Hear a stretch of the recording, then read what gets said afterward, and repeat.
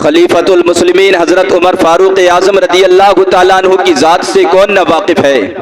आप रदी अल्लाह तआला अन्हु ने अपनी हुकूमत में बेशुमार कारनामे अंजाम देकर तारीख में एक बाब रकम किया। आजकल के दौर में जिस तरह अमेरिका नाम निहाद सुपर पावर है, उस दौर में कैसर व किसरा सुपर पावर होती थी। कैसर व किसरा भी आप रदी अल्लाह तआला अन्हु के नाम से कांपते थे। जिधर आप रदी अल्लाह तआला अन्हु की निगाह मुबारक उठ जाए वो मुल्क फतह नुसरत पाता था। हर तरफ आपकी अजमत का झंडा लहरा रहा था। हर ताकत को जो इस्लाम और मुसलमानों के खिलाफ उठती, आप रदी अल्लाह तआला अन्हु ने उसे नीस्तो नाबूद कर दिया। एक मर्तबा आप रदी अल्लाह तआला अन्हु ने एक वफ्द बैतुल मक़दिस भेजा। वो वफ्द कोई आम आदमियों का नहीं बल्कि सहाबा इकराम अलैहिमुर रिज़वान का वफ्द था। ये वफ्द बैतुल मक़दिस पहुंचा। ये उस दौर की बात है जब बैतुल मक़दिस पर पादरियों का कब्जा था।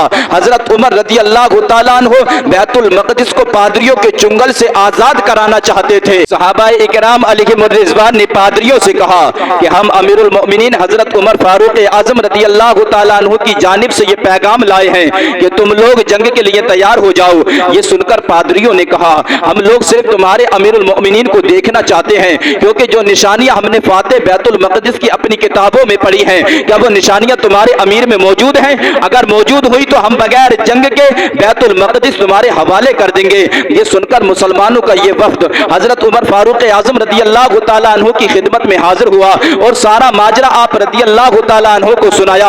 अमीरुल मोमिनीन हजरत उमर फारूक आजम रदी अल्लाह तआला अन्हु ने अपना 70 पैबंद से लबरेज जुब्बा पहना, अमामा शरीफ पहना और जाने के लिए तैयार हो गए। सारे सहाबा इकराम अलैहिमुर रिज़वान हजरत उमर रदी अल्लाह तआला अन्हु से अर्ज करने लगे, हुजूर वहाँ बड़े बड़े लोग होंगे, बड़े बड़े पादरी होंगे, आप रदी अल्लाह तआला अन्हु अच्छा अमामा और नया लिबास पहन लें, हमारे बैतुल माल में कोई कमी नहीं। इंसानी फितरत का भी यही तकाजा है कि जब बंदा कोई बड़ी जगह जाता है तो वह अच्छा लिबास पहनता है ताकि उसका वकार बुलंद हो। मगर अल्लाह अकबर, सहाबा इकराम अलैहिमुर रिज़वान की ये बात सुनकर फारूक आजम रदी अल्लाह तआला अन्हु को जलाल आ गया और फरमाने लगे, क्या तुम लोग ये समझे कि उमर को इज्जत हुकूमत की वजह से मिली है या अच्छे लिबास की वजह से मिली है? नहीं, उमर को इज्जत हुजूर सल्लल्लाहु तआला अलैहि वसल्लम की गुलामी की वजह से मिली है। आप फौरन सवारी तैयार करके रवाना हुए। जैसे कि आप रदी अल्लाह तआला अन्हु बैतुल मक़दिस पहुंचे तो हजरत उमर फारूक आजम रदी अल्लाह तआला अन्हु का हुलिया मुबारक देखकर, सरकार आजम के गुलाम को देखकर पादरियों की चीखें निकल गई। हजरत उमर रदी अल्लाह तआला अन्हु के कदमों में गिर पड़े और सारी बैतुल मक़दिस की चाबियां हजरत उमर रदी अल्लाह तआला अन्हु के हवाले कर दी और कहने लगे, हमें आपसे जंग नहीं करनी, क्योंकि हमने जो हुलिया फाते बैतुल मक़दिस का अपनी किताब में पढ़ा है ये वही हुलिया है। इस तरह बगैर जंग के बैतुल मक़दिस आजाद हो गया। उनके जो गुलाम हो गए, वक्त के इमाम हो गए, नाम लेवा उनके जो हुए उनके ऊंचे नाम हो गए। दरे मुस्तफ़ा के गुलाम अमीरुल मोमिनीन सैयदना फारूक आजम रदी अल्लाह तआला अन्हु के दौरे खिलाफत में मिस्र का दरियाए नील खुश्क हो गया। मिस्री रियाया मिस्र के गवर्नर सहाबी रसूल हजरत अमर बिन आस रदी अल्लाह तआला अन्हु की खिदमत में फरियाद लेकर हाजिर हुई और अर्ज की, ए अमीर, हमारा ये दस्तूर था कि जब दरियाए नील खुश्क हो जाता था तो हम लोग एक खूबसूरत कुंवारी लड़की को दरिया में जिंदा दरगोर करके दरिया की भेंट चढ़ाया करते थे। उसके बाद दरिया फिर जारी हुआ करता था। अब हम क्या करें? गवर्नर ने फरमाया कि अल्लाह ताला और उसके रहमत वाले रसूल का रहमत भरा दीन इस्लाम हरगिज हरगिज ऐसे जालिमाना और जाहिलाना फेल की इजाजत नहीं देता। तुम लोग इंतजार करो, मैं अमीरुल मोमिनीन हजरत उमर फारूक आजम रदी अल्लाह तआला अन्हु को खत लिखता हूँ, वहां से जो हुक्म मिलेगा उस पर अमल किया जाएगा। गवर्नर का कासिद मदीनतुर रसूल आया और दरियाए नील खुश्क होने का हाल सुनाया। अमीरुल मोमिनीन हजरत उमर रदी अल्लाह तआला अन्हु ये खबर सुनकर न घबराए न परेशान हुए। हजरत उमर रदी अल्लाह तआला अन्हु कासिद को ये कहकर भी रवाना कर सकते थे कि तुम लोग कुरान मजीद की तिलावत करो, नवाफिल पढ़ो और अल्लाह ताला से दुआ करो कि अल्लाह ताला दरियाए नील को दोबारा जारी फरमा दे। मैं तो तुम्हारी तरह एक इंसान हूँ, میرے پاس کیوں آئے ہو؟ بس دعا کرو، عبادت کرو، اللہ تعالیٰ تمہارے حال پر رحم فرما کر دریائے نیل دوبارہ جاری فرما دے گا۔ حضرت عمر رضی اللہ تعالیٰ عنہ نے قاصد سے یہ نہ کہا بلکہ نہایت ہی سکون اور اطمینان کے ساتھ ایک ایسا تاریخی خط لکھا جیسے کوئی آدمی ایک انسان کو خط لکھ کر اس سے مخاطب ہوتا ہے۔ ایسا تاریخی خط دریائے نیل کے نام لکھا جو تاریخ عالم میں بے مثل و بے مثال ہے۔ آپ نے خط میں لکھا، اے دریائے نیل، اگر تو خود بخود جاری ہوا کرتا تھا تو ہم کو تیری کوئی ضرورت نہیں ہے، اور اگر تو اللہ تعالیٰ کے حکم سے جاری ہوتا تھا تو میں امیر المؤمنین ہو کر تجھ کو حکم دیتا ہوں کہ تو پھر اللہ تعالیٰ کے نام پر جاری ہو جا۔ امیر المؤمنین حضرت عمر فاروق اعظم رضی اللہ تعالیٰ عنہ نے اس خط کو لفافے میں بند کر کر قاصد کو دیا اور فرمایا اس کو دریائے نیل میں ڈال دیا جائے۔ جو ہی آپ رضی اللہ تعالیٰ عنہ کا خط دریائے نیل میں ڈالا گیا تو دریا فوراً جاری ہو گیا، اور ایسا جاری ہوا کہ آج تک خشک نہ ہوا۔ چاہے تو اشاروں سے اپنے کایا ہی پلٹ دے دنیا کی، یہ شان ہے خدمت والوں کی، سردار کا عالم کیا ہوگا۔ اللہ اکبر!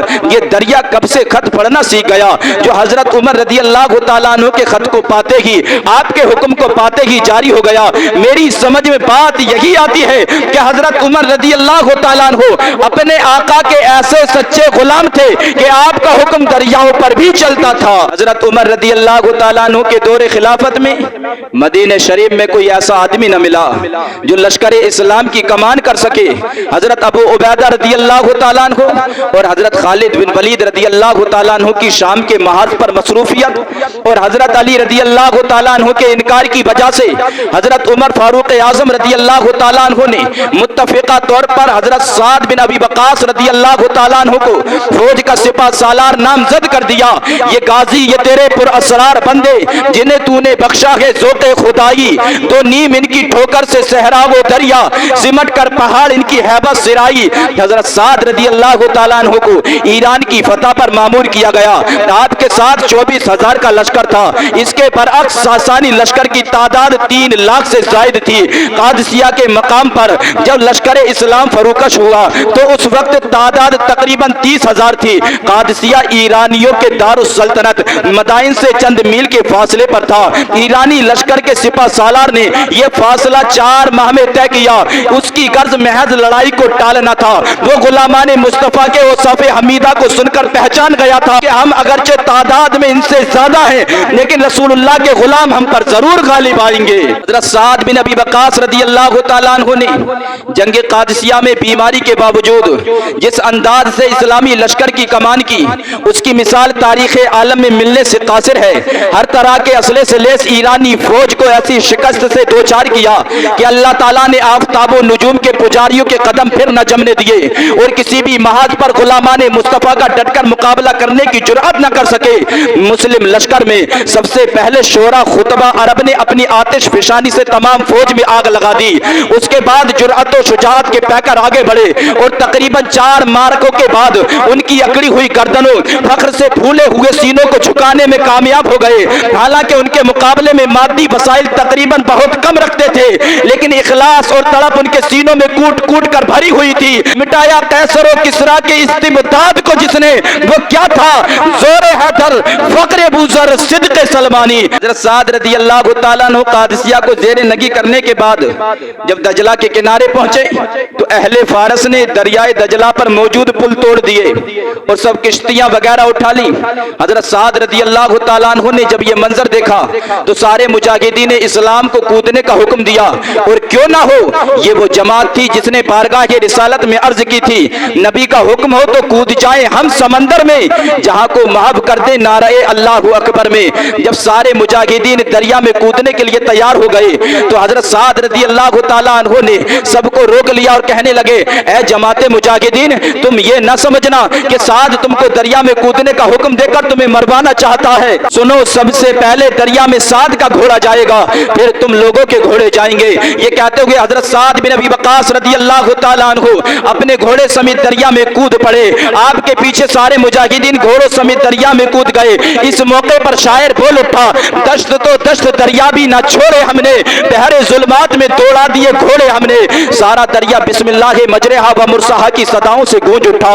अल्लाहू अकबर। जब गुलामाने मुस्तफ़ा का काफिला घोड़ों समेत दरिया में दौड़ रहा था तो देखने वालों ने देखा कि घोड़े दरिया पर नहीं बल्कि जमीन पर दौड़ रहे हैं और घोड़ों की टापों से पानी की बजाय मिट्टी उड़ रही थी। अल्लाह अल्लाह, तारीख अरब में उस दिन का नाम यौमुल मा रखा गया। इस खारिज अज कयासो अकल हालत को देखकर ईरानी देव आमदंद देव आ गए कहते हुए जिस तरह मुंह आया भाग खड़े हुए। जब आप रदी अल्लाह तआला अन्हु मदाइन में दाखिल हुए तो हर तरफ सन्नाटा था। अल्लाह रब्बुल इज्जत ने आपको फतह की कामयाबी से नवाजा। हज़रत साद रदी अल्लाह तआला अन्हु ने सारे मुजाहिदीन को जमा करके फरमाया, क्या किसी मुजाहिद की कोई चीज दरिया में तो नहीं गिर गई? सारे मुजाहिदीन खामोश थे। एक गरीब मुजाहिद खड़ा हुआ और अर्ज करने लगा, हुजूर मेरा पानी पीने का लकड़ी का कटोरा पानी में गिर गया है। ये सुनकर हजरत साद रदी अल्लाह तआला अन्हु दरिया के करीब जाकर दरिया को मुखातब करते हैं जैसे कोई इंसान दूसरे इंसान को मुखातब करता है। ऐ दरिया, मेरे एक साथी का प्याला तेरे पास है, वो प्याला तू हमारे हवाले कर दे। ये मामला देखकर सारे मुजाहिदीन हैरत करते होंगे कि आज हमारे सिपा सालार को क्या हो गया है। फितरी बात है कि अगर कोई दरिया को हुक्म दे तो सबको हैरत होगी कि न उसके कान है न उसकी जबान है, फिर भी आवाज लगाते हैं। आखिर क्या बात है? यकायक एक मौज ने पानी का प्याला बाहर फेंक दिया। सारे मुजाहिदीन ये देखकर हैरान हो गए और हैरत की इंतहा न रही। किसी ने हजरत साद रदी अल्लाह तआला अन्हु से अर्ज की, हुजूर ये दरिया कब से आपका हुक्म मानता है? हजरत साद रदी अल्लाह तआला अन्हु ने ऐसा जवाब दिया कि उनका जवाब गिरा में बांधने के लायक है। आप रदी अल्लाह तआला अन्हु ने इरशाद फरमाया, ऐ जमाते मुजाहिदीन, जिस दिन से मैंने अल्लाह ताला और उसके रसूल का हुक्म मानना शुरू किया है ये सारी कायनात मेरा हुक्म मानती है। हजरत अबू मूसा अशअरी रदी अल्लाह तआला अन्हु यमन के हाकिम थे। सरकार आजम सल्लल्लाहु तआला अलैहि वसल्लम ने हजरत सफीना रदी अल्लाह तआला अन्हु को मकतूबे गिरामी देकर यमन की तरफ रवाना फरमाया। ये जंगल में रास्ता भूल गए। अचानक एक शेर सामने आ गया और आप जानते हैं कि शेर का काम सिर्फ इंसान को खाना है। यूं ही शेर हमले के लिए सिमटने लगा। आप रदी अल्लाह तआला अन्हु ने फरमाया, शेर मैं सरकारे आजम का गुलाम हूं, हमला न कर। ये जुमला सुनते ही शेर की सारी दरंदगी काफूर हो गई। वो एक सदाए हुए कुत्ते की तरह पांव में लौटने लगा और फिर सीधे रास्ते पर यानी जंगल से बाहर छोड़कर वापस चला गया। यहाँ मैं उन लोगों से एक सवाल करूंगा जो ये कहते हैं कि तौहीद ही सब कुछ है। सरकारे आजम सल्लल्लाहु तआला अलैहि वसल्लम से कोई फायदा हासिल नहीं होता। हजरत सफीना रदी अल्लाह तआला अन्हु सहाबिये रसूल हैं। सहाबी से बढ़कर तौहीद कौन जान सकता है? हजरत सफीना रदी अल्लाह तआला अन्हु अपने आप को गुलामे मुस्तफा कहकर ये बता गए कि ऐ मुसलमानों, जिस नबी का नाम लेने से मुश्किल दूर हो जाए तो उस जाते पाके मुस्तफा का क्या आलम होगा। दूसरा सवाल ये पैदा होता है कि हजरत सफीना रदी अल्लाह तआला अन्हु ने शेर से ये क्यों ना कहा कि शेर मुझे छोड़ दे, मैं अल्लाह ताला का बंदा हूँ। बिल फर्ज अगर हजरत सफीना रदी अल्लाह तआला अन्हु ये कह देते कि मैं अल्लाह ताला का बंदा हूँ तो जरूर शेर यूं कहता कि जनाबे अली, मैंने आपसे पहले जितने लोगों को खाया वो किसके बंदे थे? वो भी तो अल्लाह ताला के बंदे थे। अल्लाह अल्लाह कुर्बान जाए हजरत सफीना रदी अल्लाह तआला अन्हु के जवाब पर कि आप रदी अल्लाह तआला अन्हु का ये कहना कि मैं सरकारे आजम का गुलाम हूँ ये साबित करता है कि हकीकत में रब का बंदा वही है जो सरकारे आजम का गुलाम है। या अबदी कहकर आका ने हमें अपना बंदा कर लिया, फिर तुझको क्या।